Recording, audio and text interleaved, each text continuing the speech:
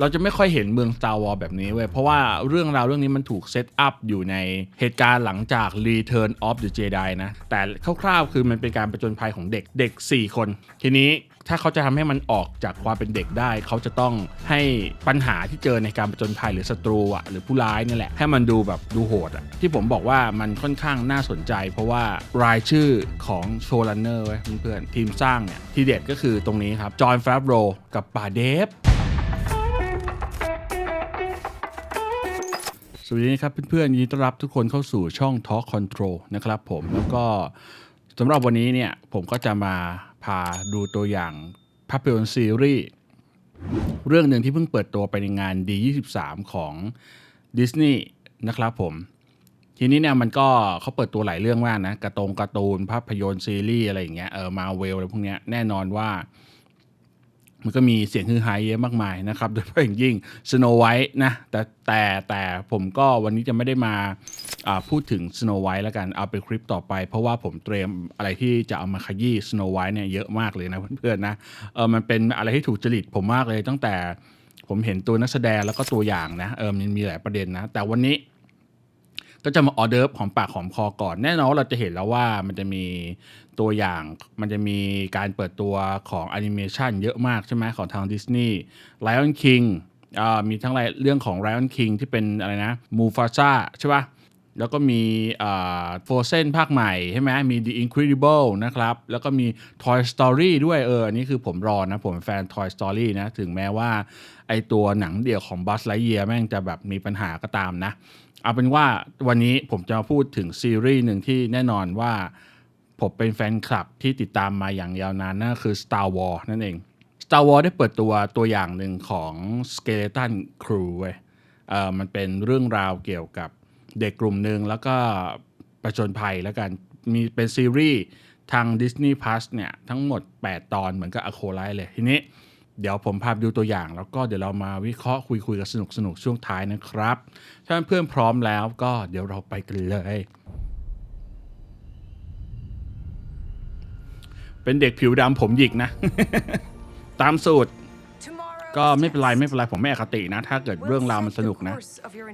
มีเด็กผู้หญิงผิวขาว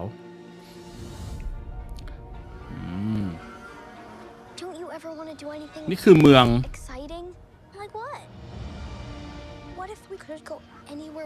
ทีมสร้างดีมากเดี๋ยวผมจะมาพูดถึงทีมสร้างด้วยนะ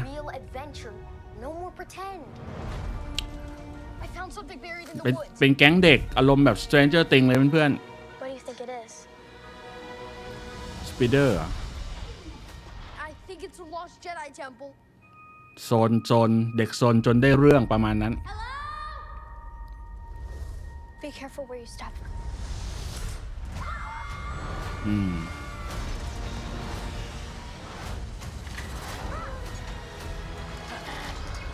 เข้า Hyperspace เรียบร้อยธันวาคมนี้นะได้ดูกัน We're lost. Really lost. It's dangerous out there in space. Trust no one. เป็นแก๊งเด็ก5 คนกับ4 คนกับมนุษย์ต่างดาว1 ตัว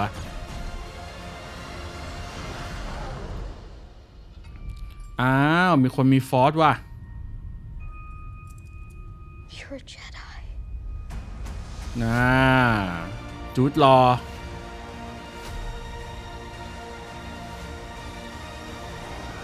โอเคเพื่อนจบไปแล้วนะสำหรับตัวอย่าง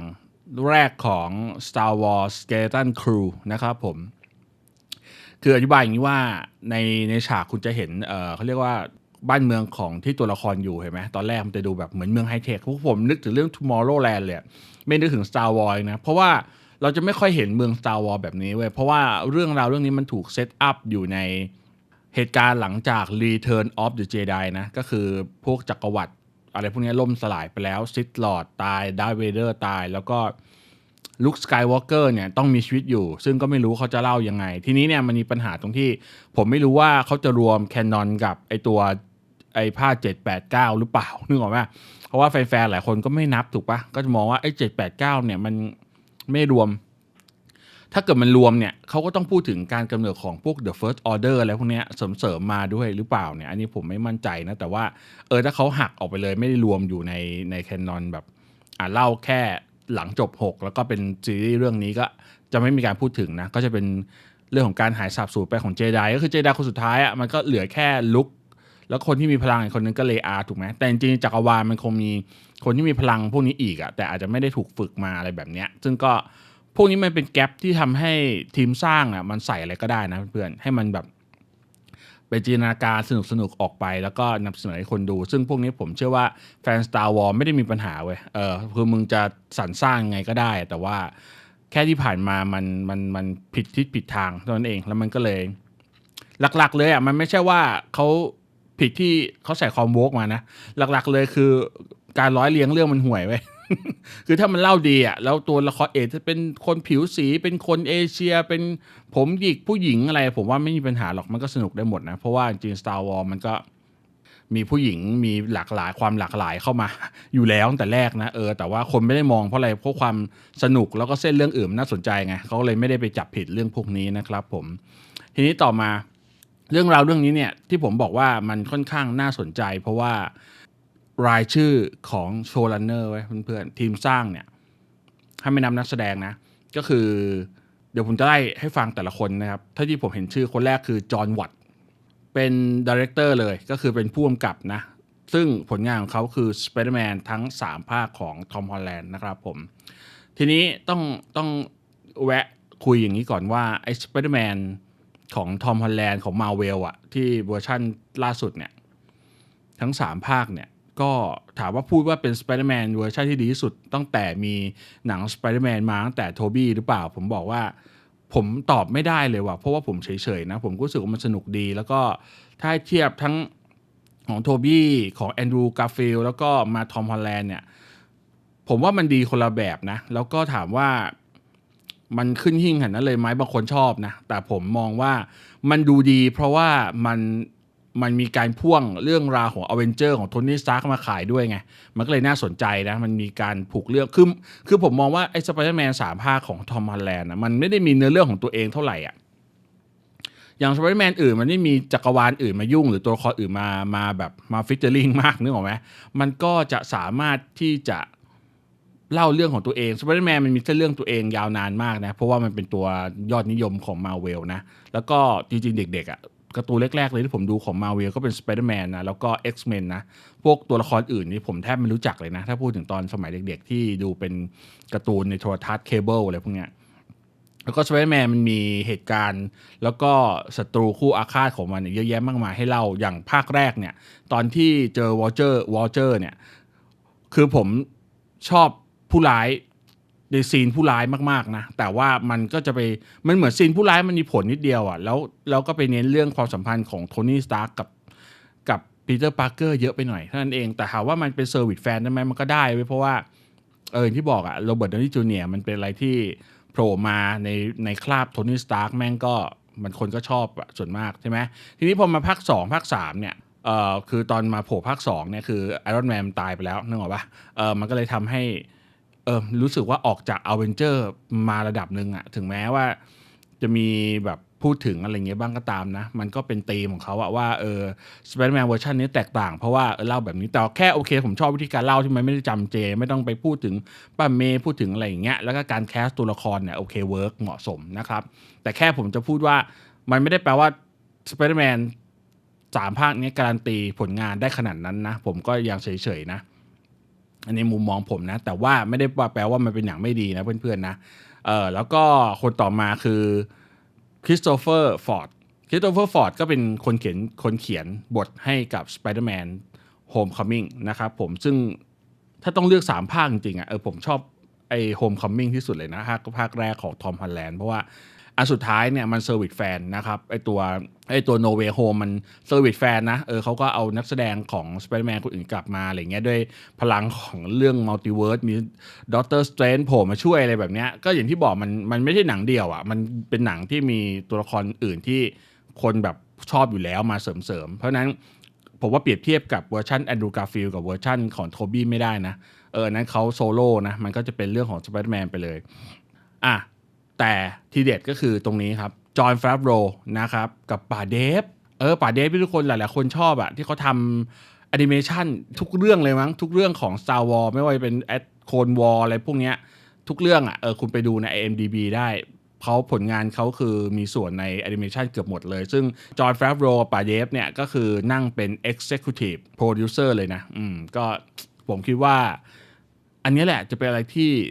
เราค่อนข้างจะฝากผีฝากไข้ได้หน่อยกับ Skeleton Crew นี่นะก็น่าจะพอมีความหวังบ้างนะสำหรับแฟนๆที่รอ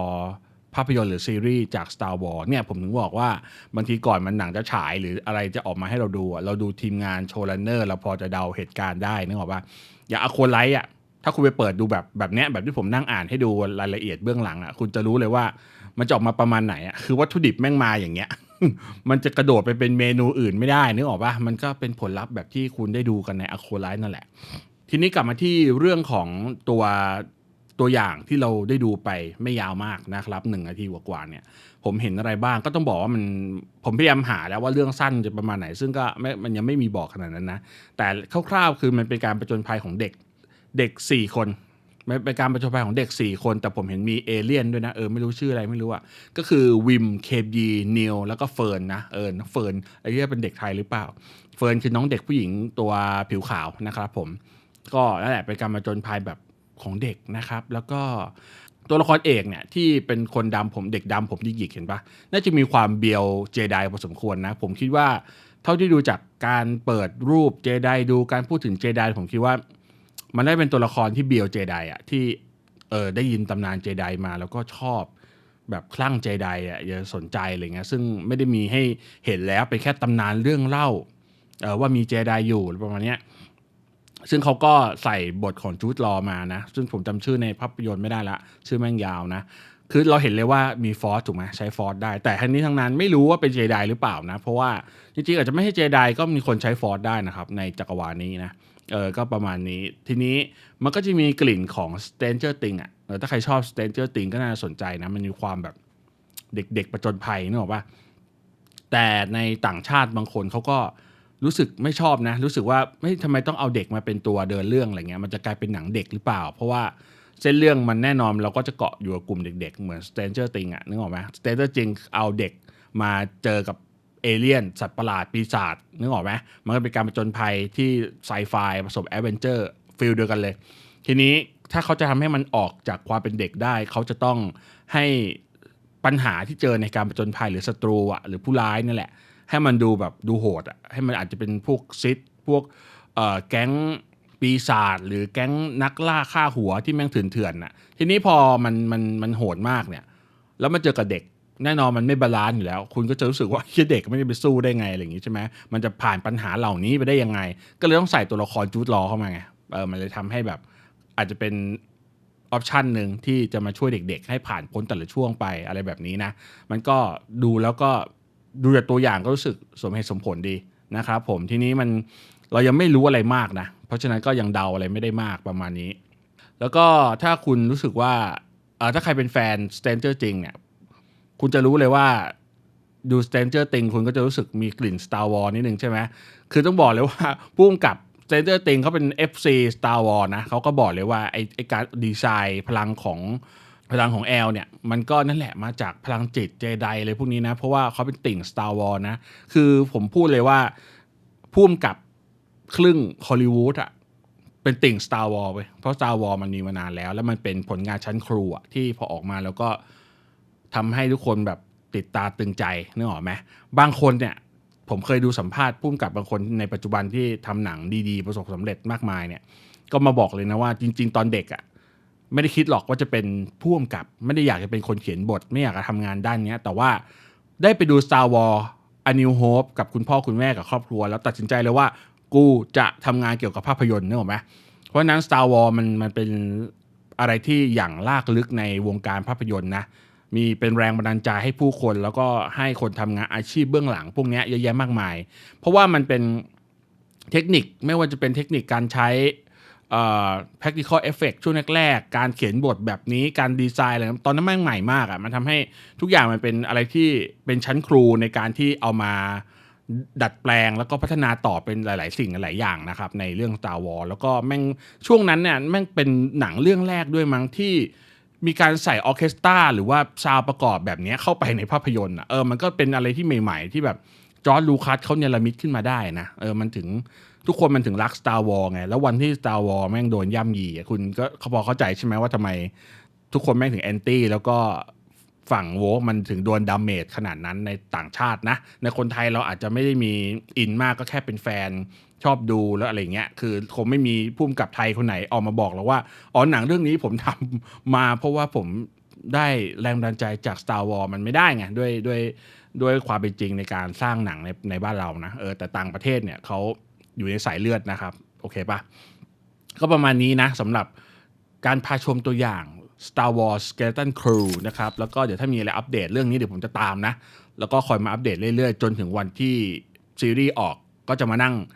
ดูพาสปอยกันแบบอโคไลท์นะครับส่วนใครที่รอให้ผมพูดเกี่ยวกับเรื่อง Snow White และคนแคะทั้ง7นะเดี๋ยวรอคลิปต่อไปได้เลยเพราะว่าเดี๋ยวผมจะอัดต่อจากอันนี้แหละนะครับก็เตรียมกันบ้านมาระดับหนึ่งนะครับยังไง